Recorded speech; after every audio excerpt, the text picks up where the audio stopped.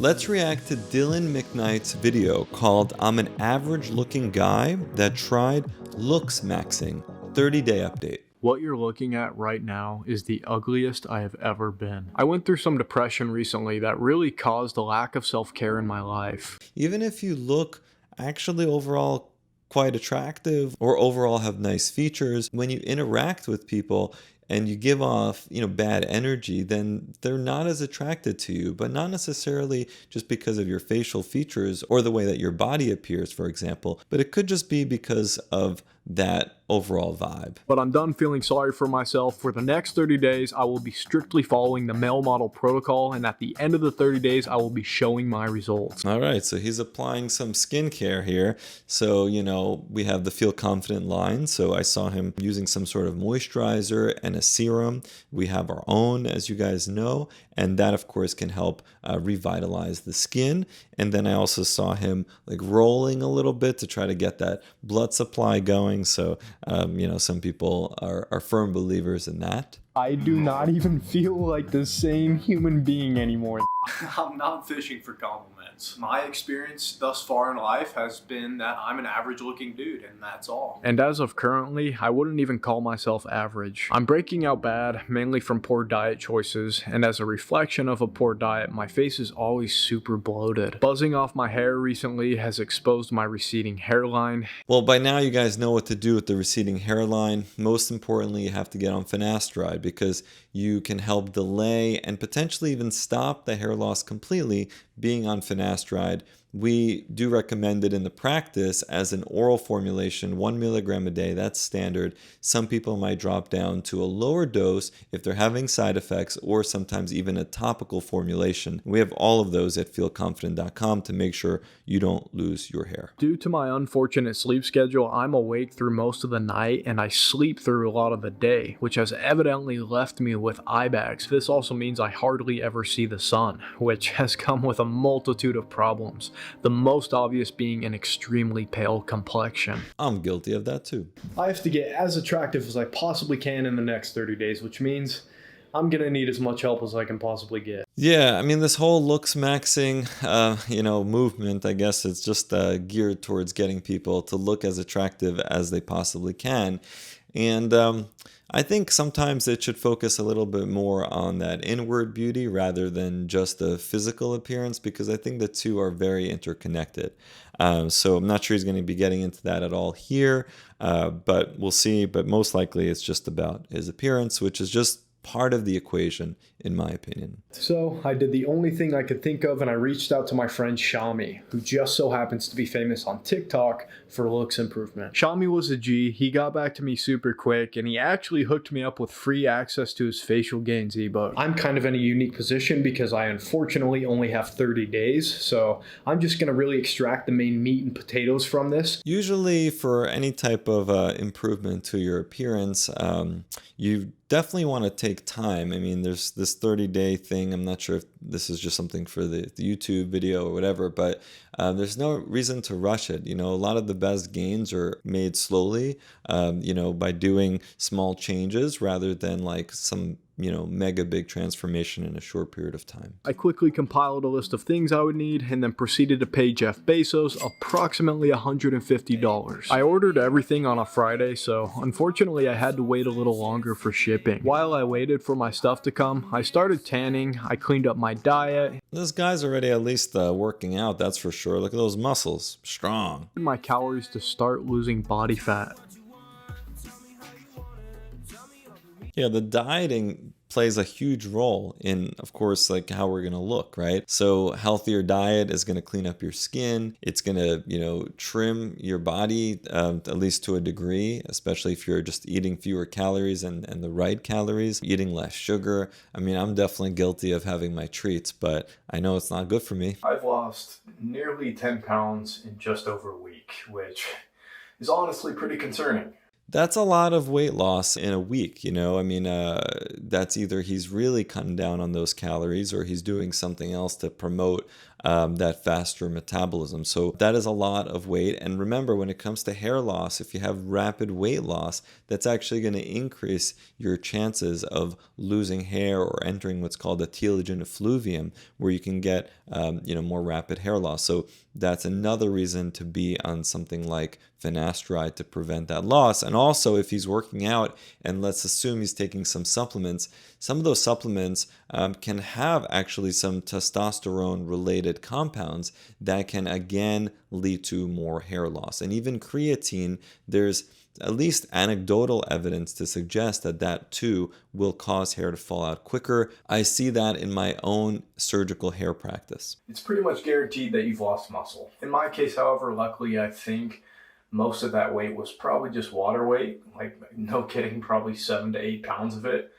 And you can already see the changes in his face from that additional weight loss. The cheeks are a bit less puffy. The submental region here in the neck is also less full. Just because my diet previously was so bad that I was holding on to so much water. Remember that weight loss is a pretty simple equation, right? It's just calories in versus calories out. And we often forget that, and we complicate it with all these different weight loss solutions and diets that are out there, or like now the Ozempic craze. But the truth is that if you just eat less and exercise more, you will lose weight. I mean, there is no other way for it to go. But people find it difficult to stay disciplined, to eat less, to exercise. I mean, that's not easy to do in the busy lives that we lead.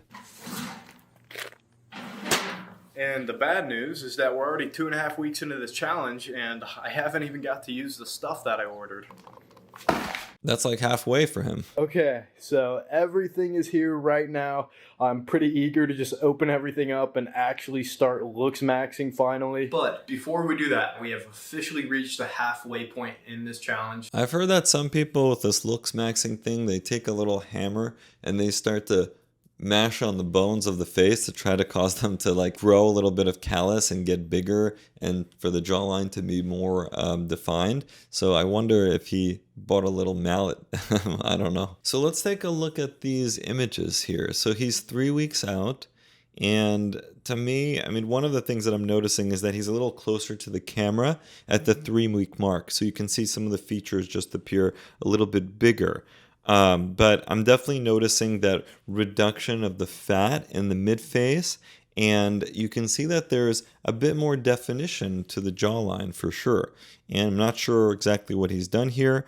But even there's like less puffiness around his perioral area too. And you can really see that submental reduction of fat is quite prominent. My face appears a lot less bloated. Fat loss has made my jawline more pronounced, and my skin is already a bit more clear. But now that we have everything here, for the remaining 2.5 weeks of this challenge, here's exactly what I'm gonna do. As soon as I get out of bed, I immediately start my day by taking my supplements. I'm definitely going to be taking a multivitamin. I guess you could just call that your generic, all-encompassing health vitamin. So this is where things get a little more interesting. This is beta carotene. I'm going to be taking this for the purpose of just giving my skin a little more natural color. Just kind of think of it as a tan. You can find a lot of this stuff inside carrots, hence the name carotene. And carrots should give you sufficient quantities of the beta carotene where you don't necessarily need additional supplementation. But if you don't like carrots, or you eat very few of them,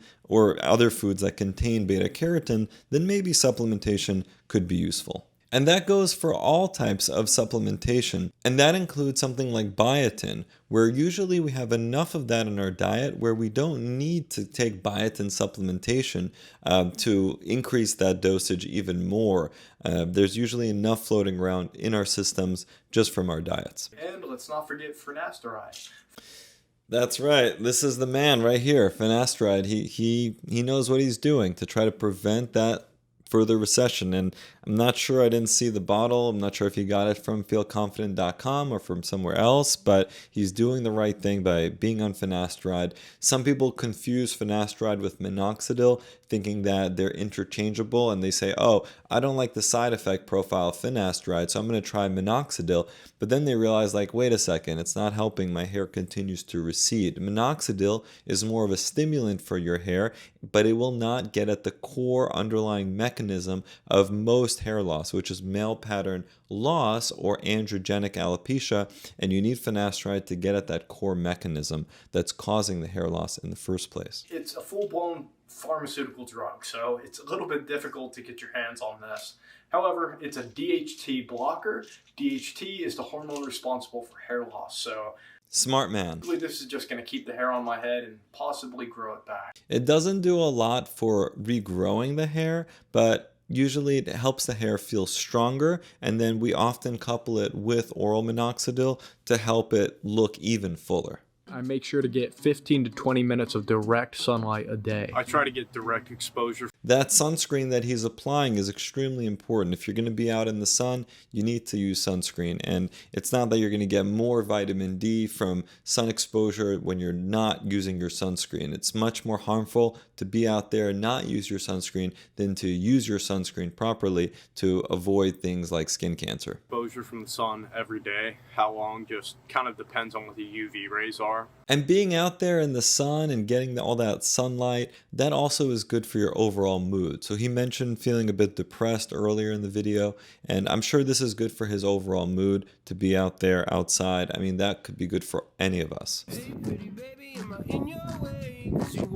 Following that, I shower, where I use a shampoo and conditioner that contain hair regrowth properties. Our shampoo and conditioner have 4 different DHT blockers in it, as well as some anti-inflammatory properties and antioxidant properties as well. So make sure to check that out, and it feels nicer than the competition. I also make sure to use only cold water on my head. This improves blood circulation in the scalp. After my shower, I apply a moisturizer to my face and lips. And you know what I'm going to say about the moisturizer, so just go check it out. Also make sure to do a last minute check for any areas of the face that may need attention. During the day, whenever I get the chance, I exercise my jaw with this product I bought off Amazon. As far as those jaw exercising devices go, you have to be careful not to cause TMJ, or temporomandibular joint arthritis. So it's right here, basically in front of your ear, and some people will confuse ear pain for actual TMJ pain. So it might give off the sensation of different types of ear pain, but it's really the TMJ.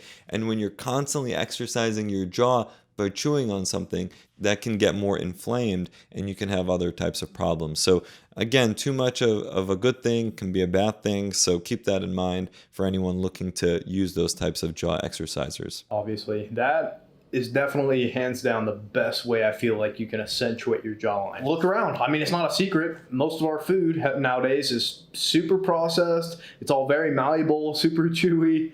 And most guys are literally walking around with non-existent master muscles. I eat 4 to 5 very clean meals throughout the day that are not only healthy, but I enjoy. A good diet is one that meets nutritional requirements, but isn't painstakingly hard to abide by. He's making some good points here. You can't argue with that. Then typically take another shower, or I'll just wash my face, and then after that, I'll begin my nightly routine. So people wonder sometimes, like, how often should you be washing your hair, for example? And there's no like absolute, perfect quantity of times or frequency. There's no perfect frequency that you need to wash your hair out, but it depends on exactly like how oily your hair is.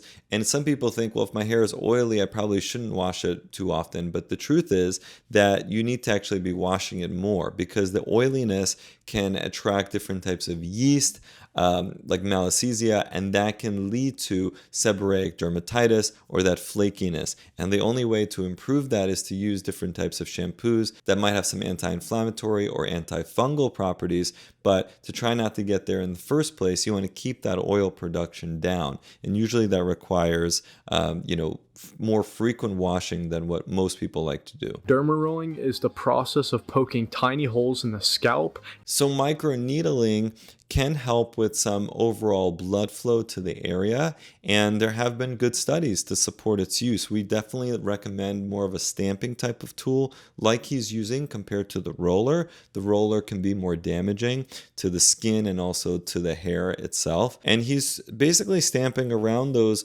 frontotemporal areas where he's already receded and lost that hair. Now, maybe it'll come back, maybe it won't, but I guess it's worth a try. In an effort to re-stimulate inactive hair follicles. After derma rolling, I apply numerous essential oils to my head. Most of those oils don't have great data to support them, but it's most likely that it's not going to hurt him. So I think it's fine that he's trying to supplement with those essential oils. I just put like 4 different oils on, and when I was putting the peppermint one on, that one felt like the little tiny fire ants were. So the peppermint, of course, is going to burn more after he's just finished, dermo stamping or dermo rolling or microneedling, whatever you want to call it. That's going to give you irritation to your skin. And even if you use something like topical minoxidil or Rogaine right after you're done with your microneedling, that can also burn because of the alcohol content within that foam or solution, or in this case, that peppermint type of oil. Biting my scalp. Beauty is pain, I guess. This is that purple toothpaste I'm sure you've seen all over TikTok. If you haven't seen it, you are definitely living under a rock. This is my first time trying it, so we're going to see if it does anything. They say that you got to use it for at least a week to see results. However, the exception is that my teeth are completely natty. I've never used a whitener, nothing. So we're going to see if it does something. We're going to take my teeth's virginity. Because purple is the complementary color of yellow, this toothpaste works in a way to conceal the yellow staining of the teeth. Looks better. Looks a little bit better there. Doing this, it's just forced me to be a lot more critical about my appearance. Specifically my face. And I think for better or worse, it's good to be aware of certain facial features or certain things you might, not love about yourself. There's nothing wrong with being aware of that. But if you let that overtake your emotions and you get too much in your head about that, then that can surely affect your overall self-esteem and how you then interact with others and present yourself to the world, which isn't usually ideal. Like just yesterday. Okay, I woke up, I looked in the mirror, and I just immediately realized how bad my eyes looked. Just the dark circles, the eye bags. They're just something I've always had naturally. And yeah, you're not going to be able to see in this lighting, but they're there, trust me. And it's just like, okay, ever since I started paying attention to my looks, now all of a sudden any imperfection I have has to be changed. Again, you run the risk of going down this rabbit hole where, you're not happy with any of your features because there's always something more that you can tweak. There's always some imperfection that if you look close enough, you can see it or someone else can point it out to you. And trying to chase perfection is usually met with disappointment. And so I think it's okay to try to make improvements, but it's also important to just love yourself and know that no matter what happens, no matter what kind of change occurs, things are still fine and you're overall, hopefully a good person that's treating others well and will hopefully get treated well in return. And it's not just going to be dependent on the perfection of your face. Ended up buying this tool off Amazon that supposedly helps with the under eyes. Basically, I just wanted to say I think it's great to work on yourself, but you got to be careful not to let it develop into this obsession. Yeah, exactly. That's what I was saying earlier. It's a balancing act because it's good to acknowledge that, hey, certain things maybe aren't great and I want to change them. Like, for example, I don't love the fact that I haven't been able to exercise as often as I think I should. So I want to change that. I want to work on that. I want to, get some muscle mass back. But on the flip side, I'm not going to drive myself crazy, doing that stuff. And I'm not going to be self-deprecating about my own physique and create some sort of complexes in my mind. And so that's that balancing act. Because I think it really could be a toxic relationship you develop with yourself. And when it comes to plastic surgery, we talk about conditions like body dysmorphic disorder, where patients or people are not fully satisfied ever with how something appears, and they keep chasing the next problem, the next problem. And so you can do great surgery for them, you can really enhance their appearance, and they're still unhappy. They still want more. If it comes to, for example, hair transplants, you do a nice procedure, they want more density. You do another procedure, they're still unhappy. They want more. Now they want it up here, where they still have a ton of hair. Maybe it's not quite as thick as their original, and they keep asking you to put more and more and more. And that can be very unhealthy. And at some point, from the surgeon's perspective, you have to kind of draw the line and say, hey, I'm not going to do any more surgery for you. I think, this is developing into some other complex, and I don't want to be a part of this. And, maybe they need to seek a different type of specialist to get that under control. But it is something that we need to be aware of as surgeons, and that is something that exists in the plastic surgery realm. But yes, the eye tool did come today, so we're going to see if it works. I'm dying to know what this eye tool is.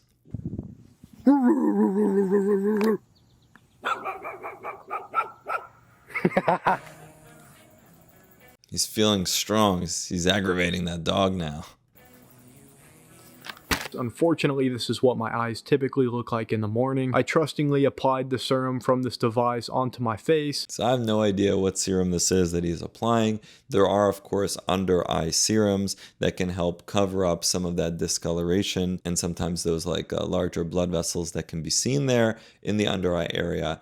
But it's not going to necessarily make that completely better. I mean, a lot of us develop that hollowing, and one of the reasons for the hollowing is that loss of volume in that area. And the only way to completely, improve it is to usually do an actual filler procedure, or sometimes a lower blepharoplasty, where you're taking the fat from the inside of the eyelid and transposing it over that tear trough. But again, that's surgery, and that's not something that most people ought to get, especially at a younger age. Actually, insane results. So to me, it looks like in the after, there's a lot more bright light on his face, and everything looks a little bit more shiny, but I'm not convinced that that roller thing did really anything to improve the area. Today is the final day. I definitely feel a lot of pressure just to show you guys that, yeah, I did make this incredible drastic transformation. Before I take the final pictures, I'm gonna ice my face, and then I'm also gonna use this gua sha. What this will do is it's just gonna de-bloat my face, just kind of tighten everything up before I take these pictures. It's a habit, clothes that she wears, short skirt and a jacket. I just wanna get her all alone on a mattress. Well, the music is nice. I definitely like this background music. But yeah, I think everyone's seeing some of these improvements. I think the under eye still looks hollow, like it does in my case. But I think, his jawline is definitely more streamlined. He has less overall facial fat. And, his skin is more glowy, and all those things tend to contribute to more attractiveness. Wanna have it, I just gotta have it. Rumors all around say her body is fantastic. All natural, not a... Yeah, you can really see that change in that submental region. And some of that has to do with strengthening that masseter muscle and kind of pulling everything back to a degree. But also, with just that reduction of fat, you get a tightening of that region as well. Plastic, head to her toes. Yeah, they say that she's a latch. Yeah, the whispers all around say she has a reputation. Don't believe it till I see it, so I... But notice also, it's a change in his overall attitude. To me, he just looks more optimistic. He looks less kind of sad. And, I think that is important too. It's the energy that you exude. It's also the music playing in the background. It has like a pop to it, and everything is just more optimistic now, and it's looking up for him, not just based on the appearance, but also how he acts. If he was doing all those poses and acting, really confident, even in the before, I think you'd have a different impression of how he looks compared to how he was showing it in this video, at least. So yeah, that's what I achieved in just over a month. I think my jawline is definitely more pronounced. My skin cleared up a lot. One of the biggest difference I think I noticed was my hair. My hair just feels so much healthier, thicker. It feels almost coarse, if that makes sense. If you were to pet a horse, It just feels like a lot thicker, but in a good way, of course. It's definitely a little too early in the process to say that my hair is actually growing back, but I think my hairline is a lot stronger. And not only that, I've noticed some little baby hairs actually starting to sprout. Aside from that, obviously the tan, my complexion just looks a lot better, a lot just healthier. Like I've actually seen the sun for once. And I think the beta carotene that I was taking, I've noticed my toes and my fingers are actually quite orange, so maybe I'll dial it back on that, but it's definitely helped my skin. Some regrets or things that I wish I would have done differently. I wish I would have had a proper skin routine, because although my diet was mainly responsible for clearing up my skin, and it did in fact do a pretty good job, and we have a video that's dedicated to a proper skincare routine and something that I practice myself. So make sure to check out that video when you get a chance. I think if I would have actually implemented a proper skin routine, I would have seen a lot better results. I mean, I can't really explain to you guys how much more confident I feel just in my own skin. The whole purpose of getting these different beautification procedures or doing these little smaller steps like he did, like Dylan did in his situation, is to feel more confident, right? And that's exactly what he said, and that's exactly why we named our brand what we did, because that is the whole purpose. And sometimes you need to change your routine a bit, or for some people, get a procedure to help you boost into that next level, that next echelon of confidence, so that you're feeling your best and looking your best.